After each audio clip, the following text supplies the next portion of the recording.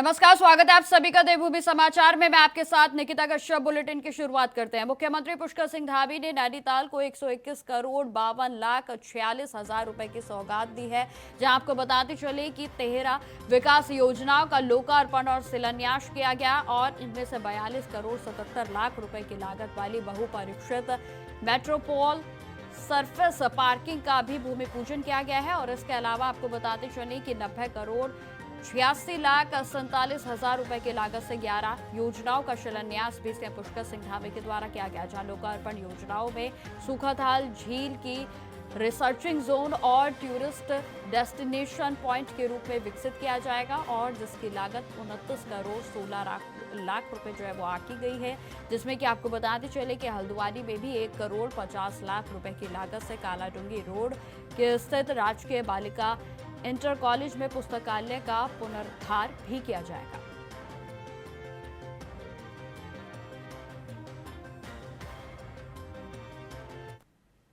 प्रधानमंत्री नरेंद्र मोदी और मुख्यमंत्री पुष्कर सिंह धामी ने उत्तराखंड को देश भर के पर्यटकों के लिए आकर्षक बनाने के प्रयास लगातार उनकी ओर से जारी हैं, लेकिन आपको बता दें कि जिम्मेदार विभागों की लापरवाही से यह सपना अधूरा रह रहा है। जहां केदार कांठा ट्रैक जाने वाली सड़क में गहरे गड्ढे, संकरा मार्ग और धंसती सड़कें यात्रियों की सुरक्षा को खतरे में डाल रही हैं, जहां 24 किलोमीटर का यह राज्य हाईवे रोजाना करीब 500 पर्यटकों की जिंदगी से खेलता है और यहां तक कि स्थानीय ग्रामीणों को भी इस खतरनाक रास्ते से गुजरना पड़ता है। और हाल ही में मुख्यमंत्री पुष्कर सिंह धामी ने बताया था कि केंद्र सरकार ने 1700 करोड़ रुपए की पीएम सड़क योजना के तहत राज्य को मदद दी है, लेकिन यह सवाल अभी भी अनसुलझा है कि यह सड़क कब सुधरेगी।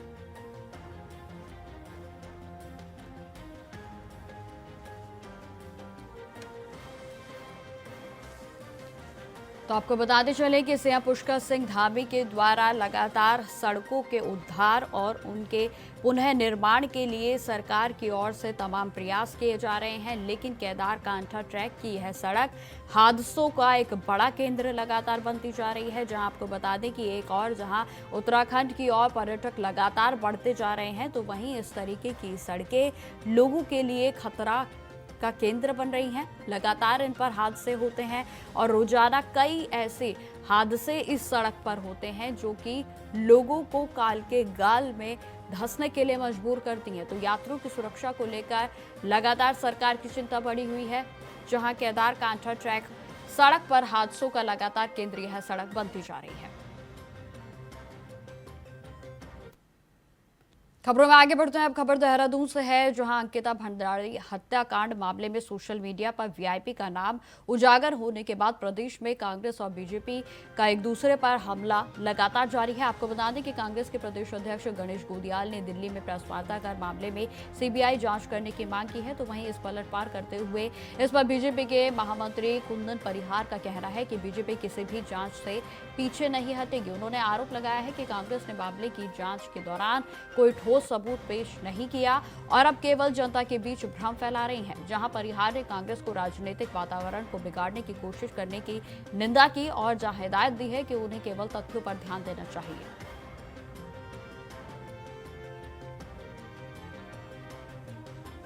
जांच से हमने कहा है कि किसी भी जांच से हम कभी पीछे नहीं हटे। जब साक्ष्य प्रस्तुत करने थे तब कांग्रेस के किसी एक व्यक्ति ने कोई भी साक्ष्य नहीं दिया और आज आप कोर्ट में साक्ष्य प्रस्तुत नहीं करते हैं। आप केवल और केवल भ्रम फैलाना चाहते हैं। आखिर कब तक आप इस उत्तराखंड में भ्रम फैलाते रहेंगे? कितने नेताओं का भारतीय जनता पार्टी का आप चरित्र हनन करते रहेंगे? ये दुर्भाग्यजनक है कि कांग्रेस का इस प्रकार का रवैया जो इस उत्तराखंड के राजनीतिक वातावरण को, सामाजिक सौहार्द को बिगाड़ने का प्रयास कर रही है। हम इसकी घोर निंदा करते हैं। तो अंकिता भंडारी हत्याकांड को लेकर एक बार फिर से उत्तराखंड की राजनीति में हलचल तेज हो गई है। बीजेपी के पूर्व विधायक सुरेश राठौर की पत्नी उर्मिला के द्वारा कथित रूप से वीआईपी का नाम गट्टू बताए जाने के बाद यह मामला पूरे प्रदेश भर में चर्चा का विषय बना हुआ है और इस पूरे प्रकरण पर नैनीताल से सांसद अजय भट्ट ने प्रतिक्रिया देने से बचते हुए कहा कि उन्हें इस मामले में कोई भी जानकारी नहीं है। पत्रकारों से बातचीत के दौरान भी सांसद अजय भट्ट ने शायराना अंदाज में कहा कि कुछ तो लोग कहेंगे, लोगों का काम है कहना। उन्होंने आगे यह भी कहा कि जो भी गलत है उसके लिए कानून बना हुआ है और वे किसी भी के खिलाफ जो है राजनीतिक वार नहीं करते। वहीं आपको बता दें कि अंकिता भंडारी हत्याकांड को बेहद ही दुखद बताते हुए उन्होंने यह भी कहा कि इस मामले में कानून अपना काम कर रहा है।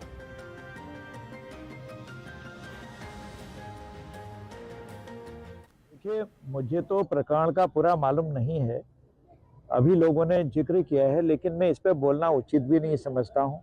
कुछ तो लोग कहेंगे, लोगों का काम है कहना। जहां पर अगर कोई गलती होती है, कोई किसी का होता है, कानून अपना काम करता है, कानून है उसके लिए। तो पॉलिटिकल वार करना, ये करना मैं न तो करता हूँ किसी पर, न मैं इसको अच्छा मानता हूँ।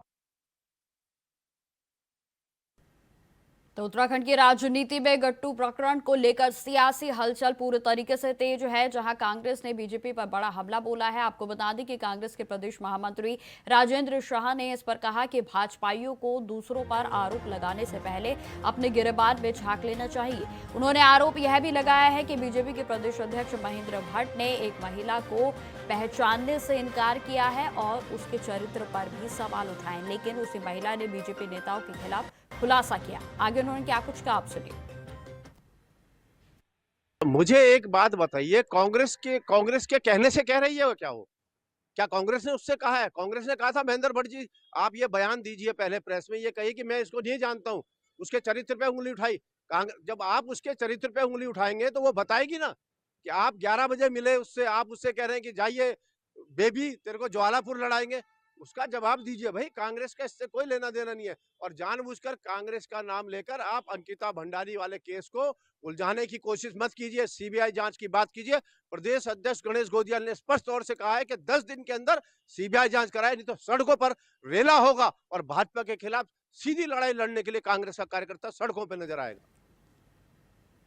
खबरों में आगे बढ़ते हैं। कांग्रेस पार्टी के द्वारा वर्ष 2022 से अग्निवीर योजना के खिलाफ शुरू किए गए आंदोलन के तहत उत्तराखंड के पूर्व सैनिक विभाग के द्वारा चलाया जा रहा अभियान लगातार अब आगे की ओर बढ़ रहा है। यह अभियान 2 चरणों में शुरू किया गया था, जिसमें कि पहले चरण में गढ़वाल मंडल के विभिन्न जिलों में जाकर युवाओं और उनके परिजनों को अग्निवीर योजना के दुष्परिणामों के बारे में विस्तार से जानकारी दी गई और इसके बाद दूसरे चरण में कुमाऊं के मंडल में अभियान को चलाया गया और जहां पूर्व सैनिक विभाग के प्रदेश अध्यक्ष कर्नल राम रतन नेगी ने युवाओं और उनके परिवारों से मुलाकात कर इस योजना के होने वाले नुकसानों के बारे में भी चर्चा की। जहां आपको बता दें कि इस दूसरे चरण का समापन भी किया गया है और इस पूरे अभियान के दौरान युवाओं और उनके परिजनों से अग्निवीर की योजनाओं के विरोध में हस्ताक्षर भी कराए गए। इन हस्ताक्षरों को कांग्रेस हाईकमान को भेजा जाएगा और जहां प्रदेश नेतृत्व में बताया है कि आने वाले समय में अभियान को 2 और चरणों में आयोजित किए जाएंगे, जिसमें कि तीसरे चरण में मैदानी क्षेत्रों में तो वहीं चौथे चरण में चमोली व उत्तरकाशी जिले में भी अभियान को चलाया जाएगा।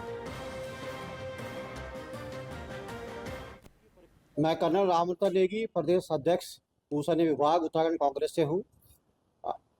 ये अग्निपथ योजना के विरोध में हस्ताक्षर अभियान हमने पूरे उत्तराखंड में चलाया है, जिसमें कि हमारा पहला चरण गढ़वाल मंडल का था जो अक्टूबर के महीने में था। दूसरा चरण हमारा अभी समाप्त हुआ है जो कि कुमाऊं मंडल में रहा है। तीसरा चरण इसका हम फरवरी के महीने में मैदानी क्षेत्र में करेंगे और चौथा उसके बाद हम चमोली और उत्तरकाशी के क्षेत्र में करेंगे। अभी तक के जो 2 हमने चरण करे हैं, इसमें हम सभी इन जिलों में गए हैं, बीच में बाजार में, और हम बाकी नुक्कड़ सभाएं हमने करी हैं, जिससे हमने तकरीबन 10,000 हस्ताक्षर अभियान अभी तक हस्ताक्षर ले लिए हैं। आगे आने वाले दिनों में इसको और लिया जाएगा। इसमें हमारा जो मेन मकसद है वो ये है कि जो अग्निपथ योजना के तहत जो अग्निवीर 4 साल के लिए फौज के ऊपर थोपे जा रहे हैं इस योजना के तहत, जिससे युवाओं के भविष्य के ऊपर बहुत बड़ा आघात है। सैन्य की परंपराओं के साथ खिलवाड़ किया जा रहा है और क्योंकि आप समझ सकते हैं कि अग्निवीर के रूप में जो सैनिक इस देश को दिए जाएंगे जो सिर्फ 4 साल के लिए होंगे, उनका कमिटमेंट ऐसा नहीं रह पाएगा कि देश की सुरक्षा पूर्ण रूप से वो कर पाएँ। इससे हम समझते हैं कि देश की सुरक्षा को बहुत बड़ा खतरा है। इसी को मद्देनजर रखते हुए कांग्रेस ने ये मुहिम उठाई है और हमारी मांग है कि अग्निपथ योजना को समाप्त किया जाए और अग्निपथ योजना से पहले जो प्रणाली हमारी भर्ती की रेगुलर चलती थी उसको बहाल दोबारा से किया जाए और जो भी अग्निवीर आज भर्ती है उसको नियमित तौर पे उसको परमानेंट। खबरों में आगे बढ़ते हैं। एआई वीडियो को लेकर पूर्व मुख्यमंत्री हरीश रावत का आक्रोश अभी भी थमता हुआ नजर नहीं आ रहा है और इस मुद्दे पर प्रतिक्रिया देते हुए बीजेपी के प्रदेश अध्यक्ष महेंद्र भट्ट ने कहा कि भारतीय जनता पार्टी में आने वाले सभी लोगों का स्वागत किया जाता है और बड़ी संख्या में कांग्रेस के लोग अब बीजेपी का हिस्सा भी बन चुके हैं। उन्होंने यह भी कहा कि समय के साथ लोगों ने बीजेपी की नीतियों और उनके नेतृत्व पर भरोसा जताया है और जहां महेंद्र भट्ट ने पूर्व मुख्यमंत्री हरीश रावत को सलाह देते हुए कहा कि उन्हें अब दिशा परिवर्तित करनी चाहिए।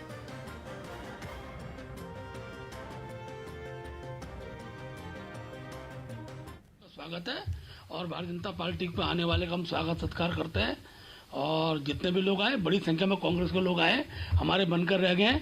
हम तो चाहेंगे कि हरीश रावत जी भी अब दिशा परिवर्तित करें और मोदी जी के विकास में अपना योगदान दें।